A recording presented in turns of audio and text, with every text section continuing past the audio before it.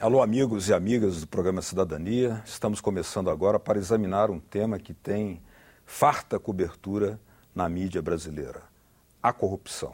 E nós vamos examinar aqui os mecanismos de combate e controle da corrupção. Nosso convidado para tratar desse tema é o Dr. Mário Spinelli. Ele é o secretário de Prevenção da Corrupção da Controladoria Geral da União, a quem dou boas-vindas. Muito obrigado pela presença. Prazer. Nós temos aí um noticiário farto, né? Parece até que deu-se início a uma nova era da corrupção, mas gostaria que inicialmente o senhor analisasse esse volume, né, de denúncias, esse volume de cobertura jornalística acerca de formas de corrupção. Eu acho que nós estamos vivendo um momento muito importante no nosso país. Um momento em que a sociedade diz um basta à corrupção. É importante sempre ressaltar que hoje o Estado brasileiro ele está mais preparado para combater a corrupção e por isso ela tende a aparecer mais. E é importante também que a sociedade atue efetivamente no controle desse mal. Todos nós sabemos dos males que a corrupção causa a todo o país. A corrupção prejudica o crescimento econômico da nação, promove a concorrência desleal, reduz o nível de investimentos do Estado. Isso tudo é muito ruim para todos nós, mas é pior ainda para os mais pobres. Então é importante que, de fato, a sociedade brasileira participe ativamente desse processo. O senhor falou que o Estado brasileiro está mais aparelhado hoje. Há poucos dias foi divulgada uma lista de organizações não governamentais que estariam, de alguma forma, irregulares na sua ação em relação ao Estado, em relação às suas funções. Poderia dar uma explicação como é que foi feito esse levantamento, esse relatório e essa divulgação?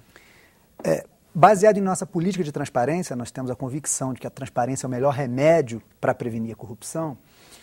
A nossa ideia foi divulgar na internet, no nosso portal da transparência, uma lista daquelas entidades não governamentais, daquelas ONGs, que estariam impedidas de receber recursos do governo federal. Então, publicar para a sociedade que entidades, considerando a sua conduta anterior, não podem mais receber recursos federais.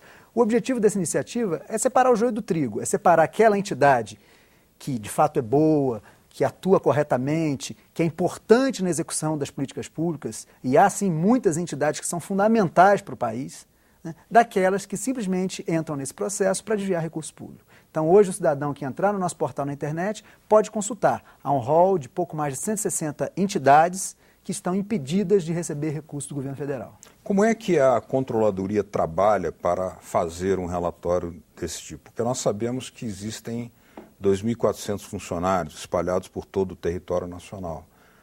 Nós sabemos a quantidade de municípios, o tamanho da população, o tamanho do país. É suficiente? Dá para fazer esse trabalho de acordo com a necessidade? O nosso número de servidores, evidentemente, que há sempre a necessidade de termos mais pessoal. Talvez seja a nossa principal demanda hoje, é um número maior de auditores. Mas, efetivamente, o nosso pessoal é extremamente comprometido, os nossos auditores. Nós temos atuado em diversos municípios do país. Basta dizer que somente pelo programa de sorteios públicos, que é um programa em que nós periodicamente sorteamos áreas municipais, nossos auditores vão até os municípios para verificar como o recurso federal repassado está sendo aplicado, nós já fiscalizamos mais de 20% dos municípios brasileiros. Ou seja, então tem uma atuação do auditor da CGU que o auditor vai até o campo e verifica como as políticas públicas estão sendo executadas. No caso específico do cadastro das entidades, essa análise foi feita pelos próprios ministérios, porque os ministérios também têm os seus controles internos. Os ministérios também têm o dever de controlar como os recursos que transferem, que repassam, são executados, são aplicados. A partir de convênios do Estado exatamente, com as ONGs. Exatamente. Então, os ministérios fizeram essa análise, informaram a CGU, e o papel da CGU nesse processo foi publicar a informação repassada pelos ministérios. Agora, nós temos aí uma expectativa que é de uma maior participação da sociedade, até faz parte do discurso oficial da Controladoria Geral da União. Para isso, está sendo realizada, já teve a primeira etapa, né, da Conferência Nacional de Transparência Social e Controle Social. Teremos a fase nacional, né, a etapa nacional, que será em maio, 18 de maio, né? Como é que essas conferências podem ajudar a dotar o Estado de maior preparo para o combate à corrupção? Conforme eu salientei, a participação da sociedade na prevenção e no combate à corrupção é essencial. Por mais que nós tenhamos auditores, é sempre difícil estarmos em todo momento que o recurso público está sendo aplicado. Então, nós queremos cada vez mais promover a transparência e estimular a participação dos cidadãos em todo esse processo. Nesse sentido, a primeira conferência nacional sobre transparência e controle social, ela foi pensada, ela foi concebida. A sociedade veio até a CGU e solicitou que a CGU organizasse esse processo. Então, qual que é o principal objetivo de toda essa conferência? Fazer com que a sociedade brasileira discuta, debata o tema e proponha, apresente ao governo que propostas ela deseja. E é sempre bom ressaltar que o resultado que nós temos até então tem sido fantástico. Nós temos a participação de cerca de metade dos municípios brasileiros. Mais de 125 mil pessoas já participaram desse processo. Nós temos mais de 17 mil propostas já encaminhadas. E de 18 a 20 de maio, aqui em Brasília, nós realizaremos a etapa nacional. Essas propostas que virão, né, que estão sendo debatidas nos municípios e nos estados, serão discutidas e aí nós teremos as bases para a formação de um plano nacional sobre transparência e controle social. Pelo que já apareceu até agora em termos de propostas, nota-se uma tendência da sociedade a querer estabelecer ou constituir alguns mecanismos onde não seja apenas o Estado, mas que haja participação direta da cidadania, seja através de entidades, na forma de conselhos, por exemplo, para interferir e fiscalizar a corrupção? Sem dúvida. Percebe-se claramente que a sociedade cada vez mais quer participar. Então, uma proposta que tem sido recorrente, vários municípios já escolheram esse tipo de coisa, foi a criação de conselhos municipais sobre transparência, ampliação do papel dos conselhos, maior capacitação para os conselheiros, maior preparo para os conselheiros. Então é um momento muito importante. A sociedade brasileira, de fato, eu acho que chegou o momento da sociedade participar e participar ativamente da prevenção do combate à corrupção. Há poucos dias, doutor Spinelli, nós vimos a CGU divulgando a demissão de 48 funcionários públicos, né, por corrupção, por prática de corrupção, irregularidades variadas. E isso tem se tornado algo bem frequente. Primeiro, eu gostaria de saber do senhor qual é o diagnóstico. Segundo, como é que essas pessoas estão sendo capturadas na prática de irregularidades e que mecanismos, né, o Estado vem exercitando de forma eficiente ou não, segundo a sua avaliação, para que cheguemos a interromper processos de corrupção dentro do Estado. Essa é uma das principais linhas de atuação que nós desenvolvemos, né? Vale ressaltar que nos últimos anos foram expulsos do Serviço Público Federal mais de 3 mil servidores públicos. 6 mil? 3 mil servidores públicos. É um número representativo, porque vale lembrar que esses servidores têm estabilidade. Então, a demissão do servidor público ela não é um processo simples. Tem que se instaurar um processo administrativo, garantir o direito de defesa. E boa parte desses servidores, algo em torno de 60%, foram demitidos, foram expulsos do serviço público por envolvimento em casos de corrupção. O restante, em muitos casos, servidor que abandona o serviço, outras faltas de outra natureza. Além dessa linha de atuação, de penalizar o servidor público que incorre em alguma prática de corrupção, nós também desenvolvemos ações de auditoria, né, já conhecidas, de fiscalização, a CGU é um órgão de auditoria, né, mas também desenvolvemos ações de inteligência, as chamadas investigações de inteligência. Na nossa secretaria, na secretaria da qual sou titular, por exemplo, nós fazemos a análise da evolução patrimonial do servidor público. Nós examinamos se o patrimônio que o servidor possui é compatível com a sua remuneração, inclusive verificando os sinais aparentes exteriores de riqueza. Então, é uma análise importante. Por quê? Porque se o servidor possui um padrão de vida que não é compatível com o que ele recebe do Estado, alguma coisa está errada. Então, todo esse trabalho, temos uma central chamada Observatório da Despesa Pública, que no ano passado, para nossa felicidade, recebeu o prêmio de maior prestígio concedido pelas Nações Unidas, que é uma central que analisa eletronicamente licitações do governo, gastos com cartão de pagamento. Então, nós pegamos várias bases de dados do governo e fazemos uma série de cruzamentos para produzir informações estratégicas. Então, só para que você tenha uma ideia, hoje, todo servidor público federal, quando usar o seu cartão de pagamento, o famoso cartão corporativo, que foi motivo de escândalo há poucos anos, quando ele usa esse cartão, hoje ele sabe que está sendo monitorado eletronicamente. É o que a gente chama da malha fina da despesa. Se ele usar esse cartão, por exemplo, em um estabelecimento que a legislação não permite, isso automaticamente cai na nossa malha. E aí nós notificamos o servidor para que ele apresente a justificativa. Naquela época, o uso do cartão corporativo e o noticiário em torno dele motivou um grande debate nacional. O senhor acredita que foram já aperfeiçoados os mecanismos de controle e fiscalização de tal forma a gerar uma nova consciência, né, mais sadia no uso dos recursos públicos, no funcionalismo? Sem dúvida, porque se o servidor sabe que ele está sendo monitorado permanentemente, que os atos dele estão sendo verificados, controlados, evidentemente que você cria uma cultura de integridade cada vez maior. Agora, é importante sempre salientar, e eu sempre gosto de destacar esse aspecto, que a corrupção não é só um problema do poder público, é um problema também do setor privado. E no Brasil é muito comum sempre colocar a culpa no servidor público, que quando é envolvido em algum caso de corrupção, evidentemente tem que ser penalizado. Isso não se discute. Mas é bom destacar que o empresário que tem esse tipo de prática também tem de ser penalizado. E nesse sentido, nós temos um projeto de lei que tramita no Congresso Nacional, que é o PL 6826, que é muito importante na prevenção e no combate à corrupção. Por quê? Porque penaliza as empresas de forma muito mais severa do que as hoje previstas na nossa legislação. Penalidades que vão ter um impacto muito significativo no faturamento dessas empresas, em alguns casos específicos que prevêem, inclusive, a dissolução da própria empresa e que estendem essa penalidade aos próprios sócios. Então, esse é um projeto fundamental no combate à corrupção. Agora, de acordo com esse projeto de lei, ele é de iniciativa do Executivo? Sim, sim. É um projeto de lei que foi elaborado pela Controladoria Geral da União em parceria com o Ministério da Justiça. Mas, de acordo com esse projeto, qual é o mecanismo? Como é que, por exemplo, um empresário colhido na prática de uma irregularidade em relação ao Estado, né, ele será detectado? Como é que as coisas cruzam? Como é que a irregularidade aparece e é descoberta? Nesse sentido, o Estado desenvolveu, se a corrupção hoje é muito percebida, é porque ela é muito detectada. O Estado avançou muito na detecção de casos de corrupção. Se hoje é óbvio que ainda há muito o que fazer, sem dúvida. E um dos aspectos fundamentais nesse processo é a redução da impunidade. Quando se fala em combate à corrupção no Brasil, um dos aspectos mais relevantes é melhorar a nossa legislação processual de forma que a corrupção, de fato, seja punida.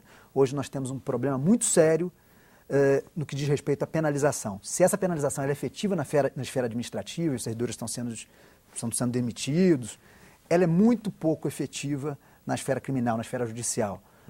E, da mesma forma, é muito difícil reaver o recurso que é desviado. O senhor poderia dar alguns exemplos de como que essa impunidade ela se expressa muito mais no caso criminal do que no caso administrativo?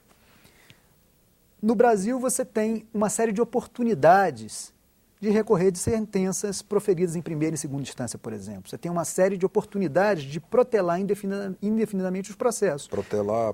Exatamente. Então, os corruptos que normalmente têm acesso a bons advogados, protelam indefinidamente e a consequência disso é a baixa punição. E aí isso causa na população um enorme senso de perplexidade, porque ela passa a entender de que a corrupção não é punida, não é penalizada, etc. Isso é muito ruim quando se fala em combate à corrupção. Mas isso decorre da fragilidade legal?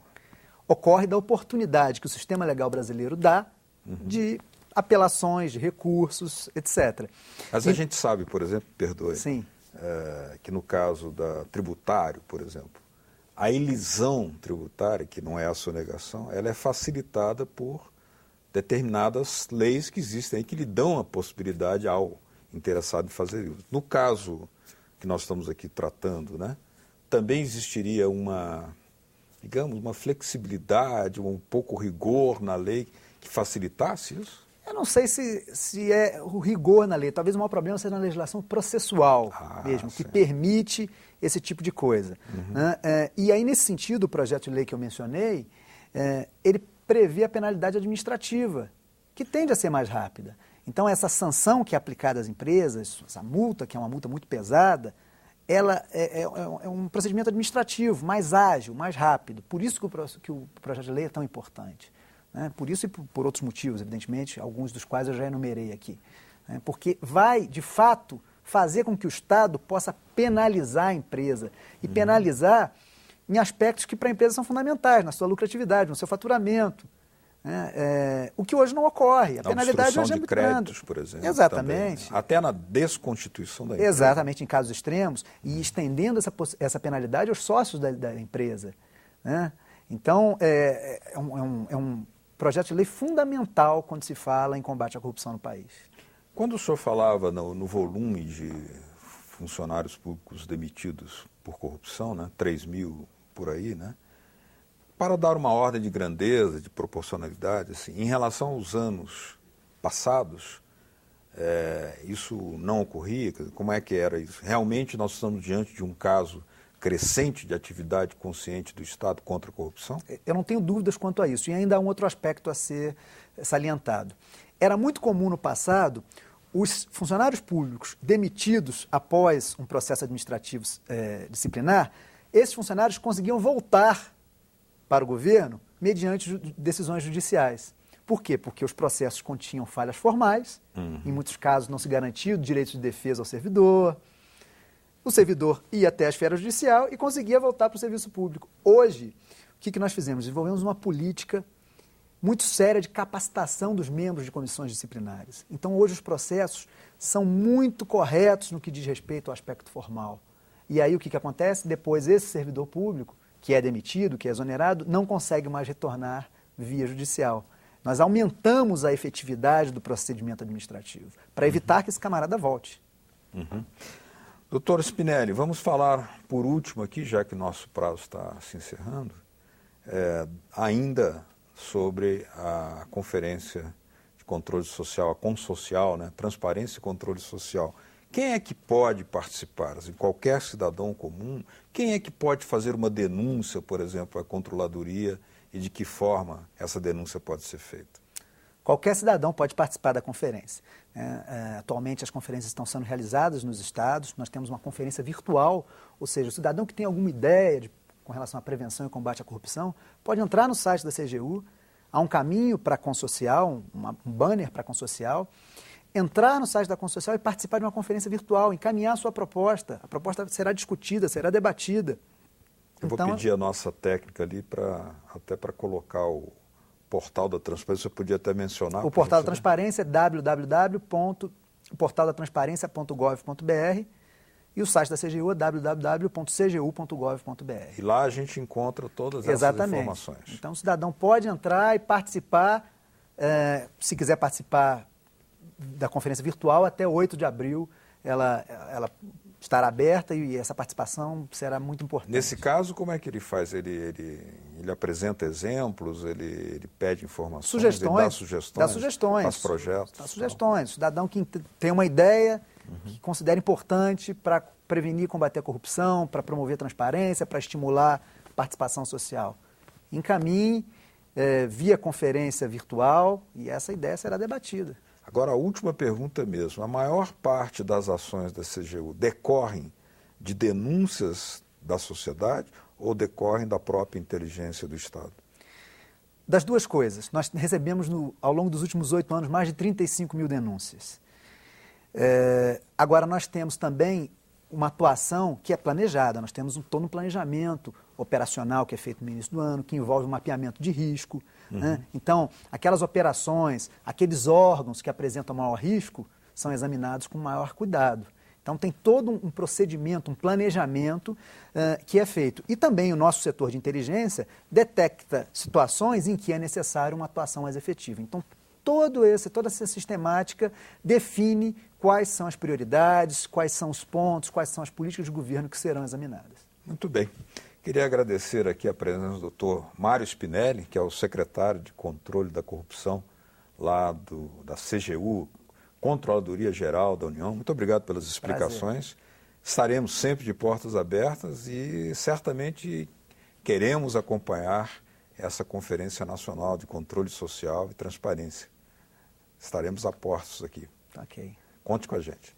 Muito obrigado, doutor Spinelli, e obrigado também a vocês de casa que nos acompanharam. Caso queiram baixar esse ou outros programas da TV Senado, olha aí na tela uma forma de fazê-lo. www.senado.gov.br/televisão. Obrigado mesmo pela sua audiência. Até o próximo Cidadania. Tchau.